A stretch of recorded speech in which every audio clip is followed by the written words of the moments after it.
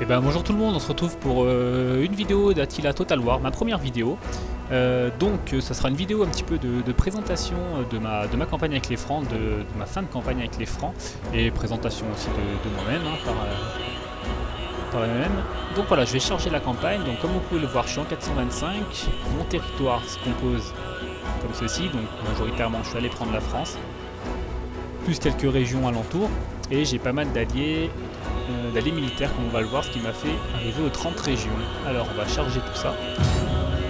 Donc voilà, moi je suis un petit nouveau, on va dire, sur les Total War. J'ai commencé début 2014 avec Total War Rome 2. J'ai joué aussi un peu à Napoléon, et là je suis sur Attila depuis quelques temps. J'avais hésité à faire une campagne en vidéo, vraiment la campagne de A à Z. Finalement, voilà, j'ai fait ma campagne avec les francs. Je me suis dit je ferai peut-être une petite vidéo à la fin pour présenter et pour aider certains si ça peut les aider, même si bon, je pense pas que j'ai fait une partie parfaite, hein. Il y a différentes façons de faire ces parties, hein, comme j'entends souvent avec les youtubeurs, ils le disent, hein, voilà, avec chaque faction on peut la faire différemment.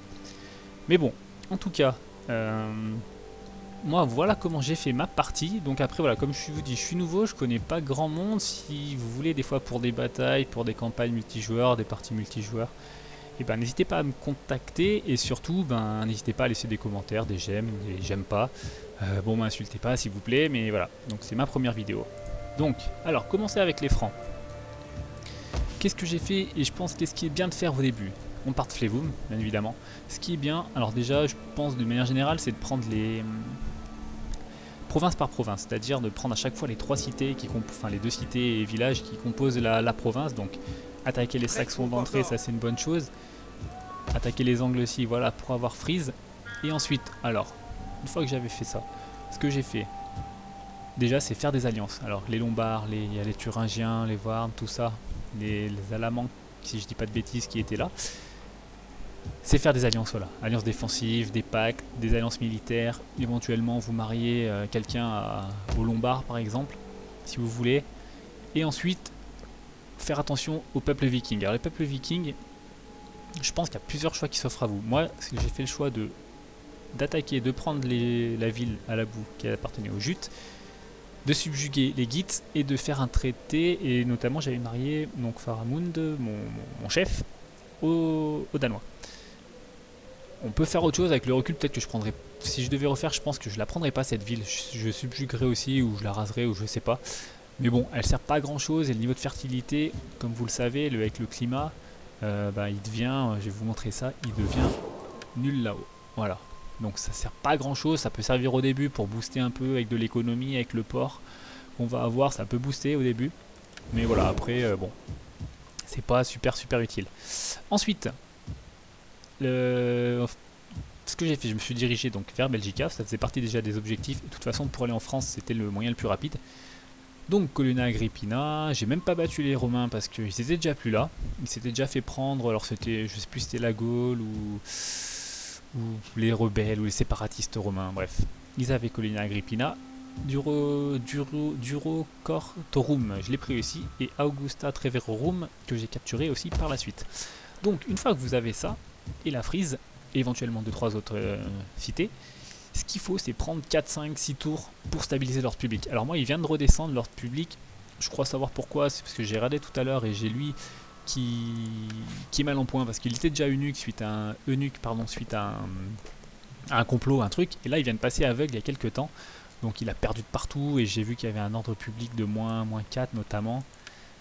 Voilà, plus de la corruption. Il n'y a pas beaucoup de choses qui font que l'ordre public monte ici, mais en même temps, je m'en fiche un peu parce que je m'en occupe plus tellement. J'ai fait encore quelques bâtiments, mais vous voyez, c'est pas très développé. Parce que ici, la fertilité est bien meilleure. Et surtout, ça se développe bien public au niveau de la croissance et de l'ordre public. Donc voilà. Mais prenez le temps. Si vous avez... Enfin, et même, c'est pas si vous avez, mais c'est faites des prêtres ou prêtresses. Parce qu'ils ont ce petit icône qui permet d'augmenter l'ordre public dans la province locale. Donc ça, c'est là. Non, c'est là, voilà, plus 3 d'ordre public, donc ça c'est pas mal. Vous déplacez votre agent dans la province, peu importe où, et vous cliquez sur l'icône. Surtout après, ne retouchez pas l'icône, sinon ça va enlever l'ordre public, et vous pourrez le refaire qu'au tour d'après. Donc une fois, moi voilà, elle est là depuis quelques tours, elle booste un peu l'ordre public d'ici. il n'y a rien, parce que je l'ai juste pris. C'est pareil pour la vidéo, pour vous dire voilà que j'avais fini l'objectif et tout, pour avoir un... pour pouvoir faire la vidéo, quoi, voilà, pour pouvoir faire la vidéo, donc... mais voilà, vous mettez votre prêtresse quelque part, vous activez ça, et ça vous augmente de, voilà, de 3, c'est toujours ça de prix. Donc ensuite, une fois que j'avais pris ça, continuer à faire des alliances et tout, c'est important. J'ai dû partir, alors moi je suis parti par là. Argentoratum, Vesontio et Octodorum. Donc j'ai pris ça. C'était pas très compliqué, il n'y avait pas de grande résistance, je sais même plus qui c'est qui avait ça. Mais j'ai pris ça assez facilement. Et après là c'est posé un gros problème parce que Rotomagus appartenait à la Grande-Bretagne, donc il y a sa ville ici et qui avait tout ça. Je dis bien qu'il y avait. Et les 4 villes ici, Lugdunum, Vienna, Avaricum et Turonum appartenaient à Septimanie. Le problème c'est que la Septimanie et la Grande-Bretagne étaient des alliés, alliés défensifs, militaires et tout et tout. Donc ben, le fait, vu que j'ai dû en attaquer un, l'autre m'est tombé dessus. Donc là c'était un peu chaud parce que j'avais le front ici et surtout j'avais la Grande-Bretagne qui venait faire des raids sur Flevum et Rotomagus. Donc ce que j'ai fait, c'est qu'après avoir sécurisé quelques villes, et notamment cette province, Lugdunensis, donc qui se compose de Turonum, Rotomagus et Lugdunum, Lyon, et ben une fois que j'avais ça, j'ai envoyé mon armée là et j'ai détruit j'ai pillé et rasé leur ville histoire de les calmer un peu, les Britanniques. Et ensuite, j'ai fait le traité de paix avec eux. Comme ça, j'ai pu me concentrer sur ces 2 villes de la Septimanie. Et une fois que je les avais détruits, il me restait plus que 4 villes pour finir et d'avoir pris toute la France. Et Ajax, bien sûr. Donc là, c'était les Pictes qui étaient venus se perdre ici. Ils avaient ça et ça. Donc l'avantage que j'ai eu face aux Pictes, c'est que c'est eux qui m'ont déclaré la guerre. Et c'est pas moi qui leur ai déclaré. Parce que si je leur avais déclaré, il y aurait eu notamment les Calédoniens et tout là-haut qui me seraient tombés dessus vu qu'ils étaient alliés. Mais vu que ceux qui me l'ont déclaré, et qu'ils étaient que alliés défensifs avec les Calédoniens, et ben j'avais plus qu'à me frotter juste aux Pictes. Donc j'ai pris ça assez facilement, hein, Bordeaux, tout ça, Toulouse et tout. C'était assez facile de tout prendre pour compléter, pour vraiment avoir la France complète. Voilà. Donc après bon là je me suis dirigé c'est pareil sur la Ligurie parce que c'est les Visigoths, alors on voit pas trop mais on le verra mieux comme ça, c'est les Visigoths qui contrôlaient cette province de Genoa. Donc ça je l'ai pris, les Visigoths étaient mes alliés, j'ai pris la Ligurie pour avoir les 2 villes, pour avoir la Ligurie complète. Donc n'hésitez pas, voilà, on va parler un peu des alliances maintenant, n'hésitez pas à faire des alliances avec beaucoup de monde, notamment, peut-être qu'on n'y pense pas trop, mais après quelques tours, je ne saurais pas vous dire combien, mais après quelques tours, les morts veulent bien avoir voilà, un pacte de non-agression, ils sont devenus alliés défensifs, puis alliance militaire avec eux, et surtout on peut faire du commerce avec eux, donc c'est pas mal, ça rapporte 890, ils sont loin, et l'avantage qu'on a de faire une alliance avec eux, c'est que eux, qu'on fasse alliance ou pas, de toute façon ils attaquent l'Empire romain. Donc si on les a avec nous c'est très bien, parce que maintenant enfin voilà, on peut cibler pour les coordinations de guerre, on peut choisir une cible, donc de toute façon par défaut ils attaquent les Romains. Donc au moins ça occupe les Romains au sud et ça évite qu'ils remontent vers nous. Donc ça c'est plutôt bien. Donc n'hésitez pas à faire des accords, des alliances. Moi j'en avais fait avec toutes les tribus comme je vous avais dit ici, histoire qu'elles me protègent. Alors là les 1 sont passés par là comme vous pouvez le voir et il reste vraiment mais plus rien, c'est la ruine de partout, c'est abandonné de partout, il n'y a vraiment plus rien, toutes les tribus sont concentrées. Alors beaucoup ici, il y a beaucoup de tribus nomades maintenant. Il y en a beaucoup ici. Il y en a, voilà, là c'est les Sassanides et l'Empire romain d'Orient qui ont quasiment tout. Mais voilà, ici c'est vraiment défoncé. Les Huns, pour faire la petite parenthèse avec les Huns, j'ai jamais été en guerre avec eux, mais là ils viennent d'arriver, alors ils voulaient se montrer sur la vidéo je pense, ils viennent d'arriver il y a quelques tours. Ici et ils me font du pillage, alors ils étaient là 3-4 tours autour de Octodorum, là ils sont passés ici, il y a des armées qui sont reparties là, et pour vous dire on est en 425, ils ont, si j'ai bien compté, 9 armées de 20. Donc c'est plutôt pas mal. Là ils perdent à chaque fois quelques unités parce que bon ils sont dans le froid et tout, ils campent pas. Je sais pas comment ils font pour la nourriture, en plus ils sont sur les mêmes provinces. Bon c'est un peu cheaté hein, mais bon voilà, c'est comme ça. Mais en tout cas ils m'ont pas attaqué. Je pense que si j'avais continué, j'aurais essayé de faire d'alliance avec eux, un mariage, pourquoi pas, parce que les 1, eh ben, ils m'aiment pas, c'est un fait, mais ça s'améliore, tout doucement. Donc j'aurais eu bon espoir. Mais voilà, donc essayer d'avoir des alliés. Moi, l'Empire Sassanide, comme vous voyez, j'ai beaucoup de factions en guerre contre moi, mais c'est tous les états fantoches de l'Empire Sassanide.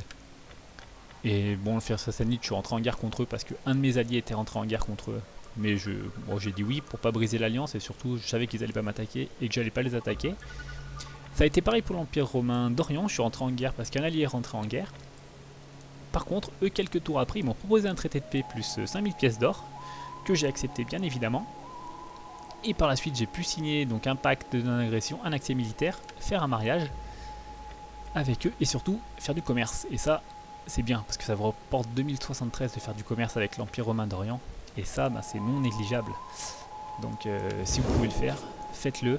Je l'ai fait il n'y a pas très longtemps, mais c'est un plus. Et comme je vous dis, j'ai réussi donc après à marier une des filles avec leur empereur, leur nouvel empereur. J'en ai une autre qui est mariée avec Théodoric, c'est le roi des Visigoths, pardon. Et voilà, donc là c'est pour vous présenter un peu la famille.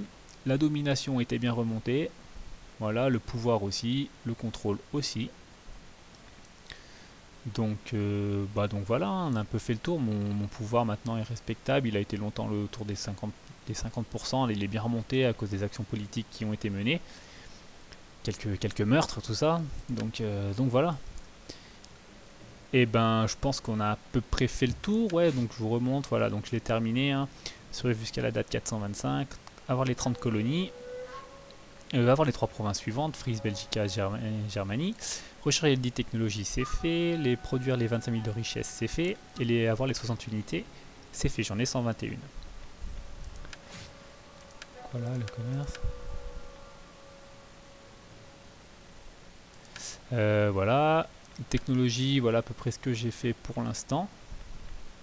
Là, ça m'a permis d'avoir vraiment des guerriers très forts, les Bretter Urban d'élite, et puis les maîtres lanciers germaniques notamment, et puis les Urban à Francis, ça c'est pas mal, ils ont les unités ils ont des munitions et tout, donc c'est plutôt bien. Donc voilà, c'est une bonne faction les Francs. Franchement, très bonne faction, ils sont très bons dans la mêlée. Ils ont une cavalerie qui est plus que potable, donc voilà, leurs archers sont pas terribles, mais bon, ils ont les arbalétriers, quelques tirailleurs qui font le boulot, ça c'est pas mal.